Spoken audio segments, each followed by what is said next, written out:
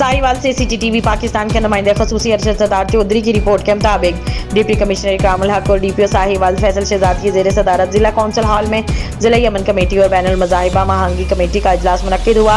इजलास में उलमा इकराम, मेंबरान अमन कमेटी, सियासी समाजी मजहबी शख्सियात समेत शहर की मारूफ शख्सियात ने शिरकत की। इजलास से खिताब में डिप्टी कमिश्नर इकरामुल हक ने कहा कि इजलास का मकसद न सिर्फ मुहर्रम उल हराम के दौरान अमन अमान की सूरत हाल बरकरार रखना है, बल्कि दुनिया को ये पैगाम पहुँचाना है कि पाकिस्तान में तमाम मसालिक एक दूसरे के साथ हैं और किसी शरपसंद अनासिर को बदनज़मी फैलाने की हरगिज़ इजाज़त नहीं दी जा सकती। उन्होंने कहा कि हुकूमत मुहर्रम उल हराम में अमन और अमान की सूरत हाल बरकरार रखने के लिए सबसे ज़्यादा वसाइल इस्तेमाल करती है और मुहर्रम का महीना हमें सब्र और कुर्बानी का दर्स देता है। उन्होंने कहा कि इंतज़ामिया अपना भरपूर ताउन करेगी।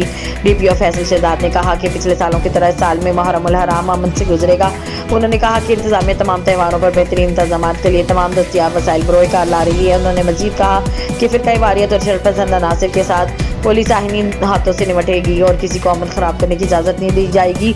जैदी उलमा इकराम ने अपने अपने खिताब में कहा कि पाकिस्तान के अमन के लिए तमाम मुत्तहिद हैं और मसाइल को मिलजुल कर हल करेंगे। उन्होंने कहा कि तमाम मकातिब फ़िक्र के अफराद इत्तेहाद और इत्तेफाक और बाहमी इंगागत की फ़ज़ा के क़याम के लिए अपना किरदार अदा करेंगे।